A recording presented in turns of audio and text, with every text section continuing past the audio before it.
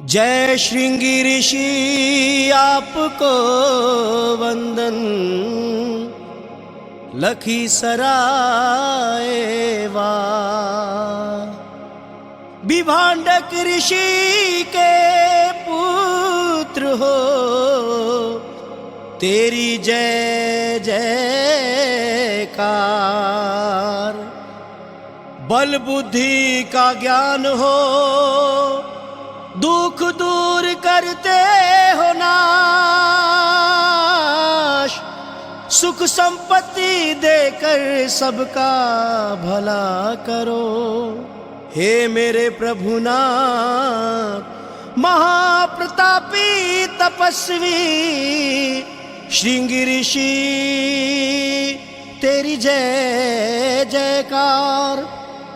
भक्तजनों, आप सबके सामने पूरी कहानी श्रृंगी ऋषि की। हिरणी के गर्भ से पैदा हुए भगवान श्रृंगी ऋषि। माथे पे एक सिंह जगा है,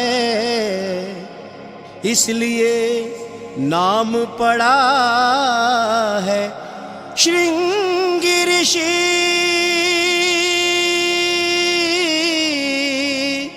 जय भगवान श्रृंगी ऋषि की।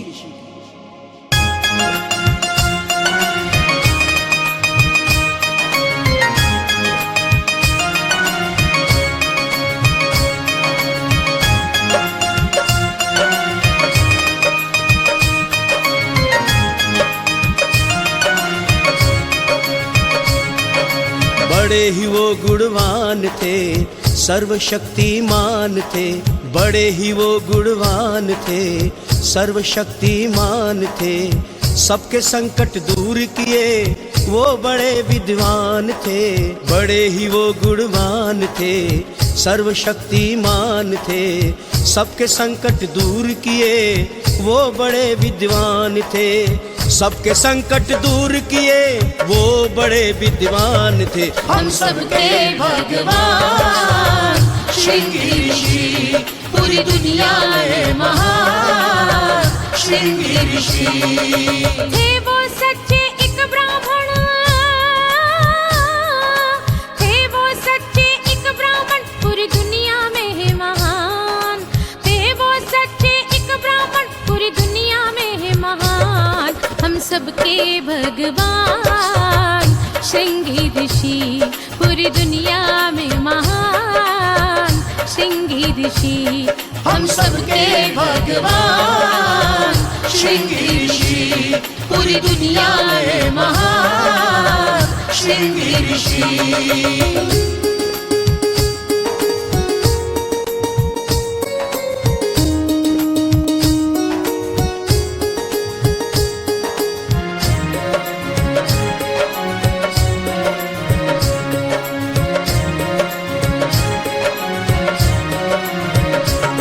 भगवान श्री राम की बड़ी बहन शांता थी। अंग देश के राजा रोम तक रानी आई अयोध्या में। दशरथ से हाथ जोड़कर रोम तक निवेदन किए दशरथ ने रोम तक को शांता संतान के रूप में दिए। रोम तक राजा ने शांता का पालन पोषण अच्छे से किया। अपनी लाडली पुत्री को स्नेह प्यार खूब किया। शांता अपने माता पिता की सब कर्तव्य निभाई। हंसते खेलते माता पिता के जीवन में खुशियां लाई। फिर सुखपूर्वक से रहने लगे शांता और श्रृंगी ऋषि। फिर सुखपूर्वक से रहने लगे शांता और श्रृंगी ऋषि। हम सबके भगवान श्रृंगी ऋषि, पूरी दुनिया में महान श्रृंगी ऋषि। हम सबके भगवान श्रृंगी ऋषि, पूरी दुनिया में महान श्रृंगी ऋषि। एक दिन राजा रोमतक अपनी पुत्री शांता से बातें कर रहे थे। तब द्वार पर एक ब्राह्मण आया और उसने राजा से प्रार्थना की वर्षा के दिनों में वे खेतों की जुताई के शासन की ओर से मदद प्रदान करें। राजा को यह सुनाई नहीं दिया, अपनी पुत्री से बातचीत करने में लीन हो गए।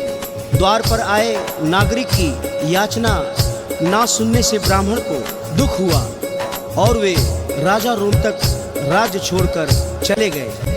वह ब्राह्मण इंद्र का भक्त था। अपने भक्त की ऐसी अनदेखी पर इंद्रदेव राजा रोमतक पर क्रोधित हुए। उन्होंने अंग देश में नाम मात्र की वर्षा की। इससे खेतों में फसल मुरझाने लगी।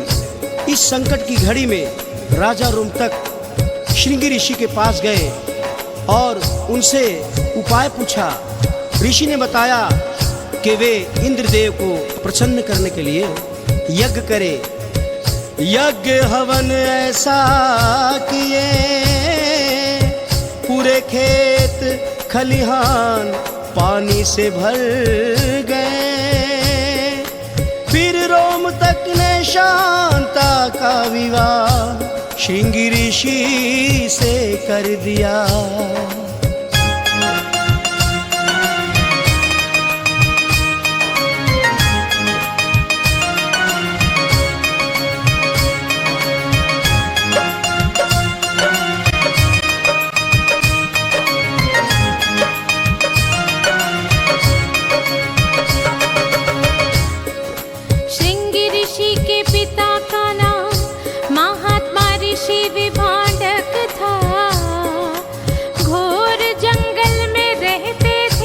ऋषियों के ऋषि बड़े तपस्वी थे।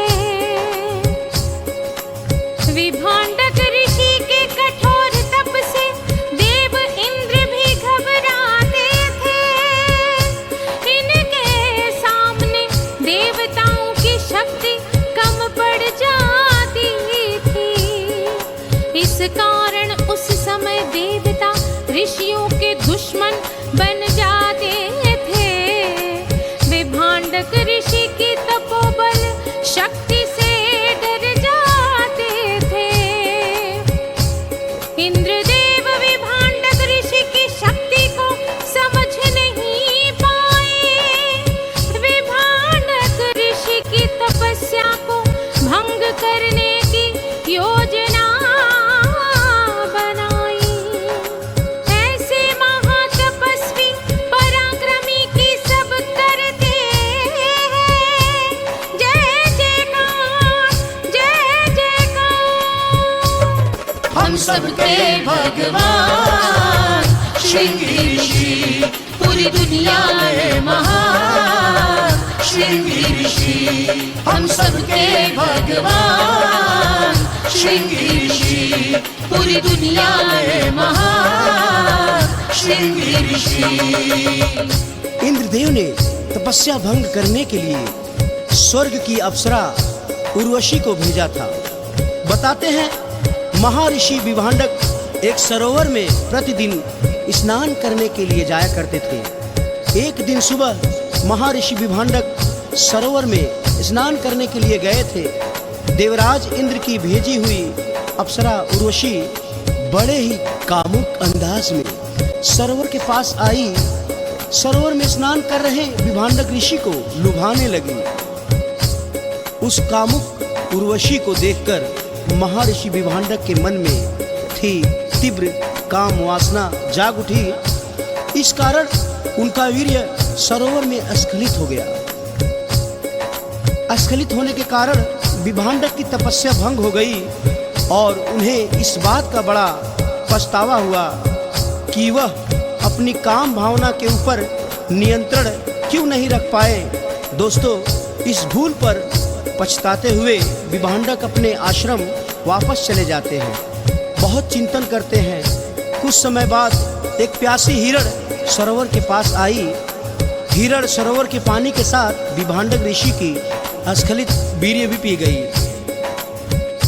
विभांडक ऋषि जैसे महान तपस्वी का वीर्य था, हिरण्य उस वीर्य से, जिसे किसी कारण परमपिता ब्रह्मा ने हिरण की योनि में जन्म लेने का श्राप दिया था। बताते हैं तब देव कन्या ने ब्रह्मा जी से बहुत क्षमा मांगी थी। देव कन्या के इस प्रकार क्षमा मांगने पर ब्रह्मा जी का क्रोध शांत हो गया था। उन्होंने उस देव कन्या से ये कहा था कि जब हिरण योनि में रहकर तू एक मुनि पुत्र को जन्म दोगी तब श्राप से मुक्त हो जाओगी। तब हिरणी के गर्भ से जन्म हुआ पुत्र श्रृंगी ऋषि का। जैसे जन्म हुआ श्रृंगी ऋषि का, वैसे ही श्राप से मुक्ति मिल गई। देव कन्या श्रृंगी ऋषि को अकेला छोड़कर देवलोक में चली गई।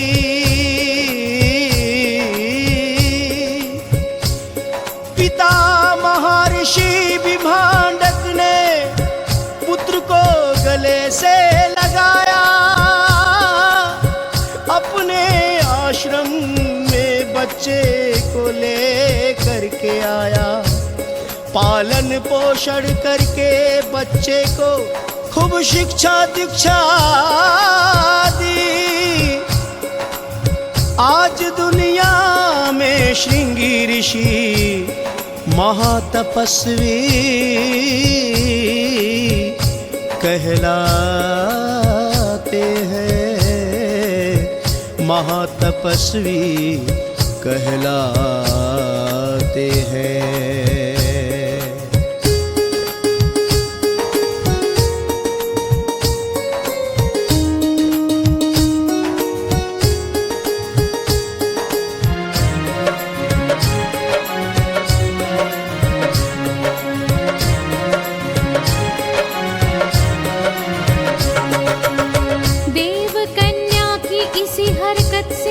विभांडक को स्त्रियों से घृणा हो गई।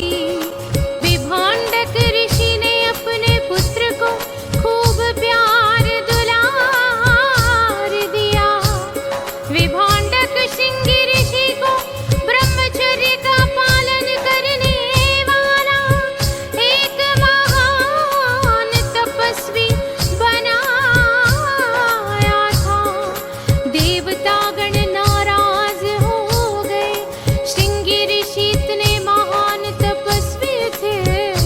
सबके संकट को दूर किया, इनके सेवक भक्त सब इनका गुणगान किए। हिरण के गर्भ से पैदा हुए सब इनका बखान करते थे।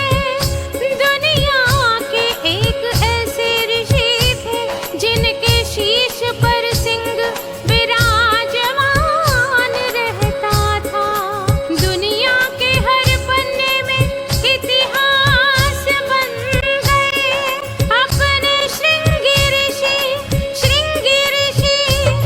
हम सबके भगवान श्रृंगी ऋषि, पूरी दुनिया में महान श्रृंगी ऋषि। हम सबके भगवान श्रृंगी ऋषि, पूरी दुनिया में महान श्रृंगी ऋषि। भारत में बिहार बहुत मशहूर है। बिहार में सुंदर पर्यटक स्थल है, जिसमें एक विख्यात स्थल है श्रृंगी ऋषि धाम। ये धाम लखीसराय में है। 10 किलोमीटर दूर चानन व कजरा के पहाड़ी क्षेत्र में बसा धाम। रास्ता पथरीला है और जंगल से चल के आना पड़ता है। जंगल पार ये पहाड़ों के बीचों बीच श्रृंगी ऋषि धाम आने में थोड़ी मुश्किल होती है। लोग थक जाते हैं, मगर आकर कुंड में नहाकर दर्शन करते हैं। श्रृंगी ऋषि और शिव पार्वती मंदिर के दर्शन करने से सबके कष्ट दूर हो जाते हैं। पूरी बीमारी से मुक्ति मिलती है। कुंड के पानी से स्नान करने पर सबके कष्ट दूर होते हैं। यहाँ पर राजा दशरथ आए थे पुत्र प्राप्ति के लिए। रोमपद सम्राट के कहने पर विभांडक ऋषि के पुत्र श्रृंगी ऋषि से मिलने अपने दामाद की पुत्र प्राप्ति इच्छा के लिए श्रृंगी ऋषि ने पुत्रेष्टि यज्ञ का बहुत बड़ा आयोजन करवाया। श्रृंगी ऋषि के प्रताप से उन्हें 4 पुत्र की प्राप्ति हुई। राम, लक्ष्मण, भरत, शत्रुघ्न।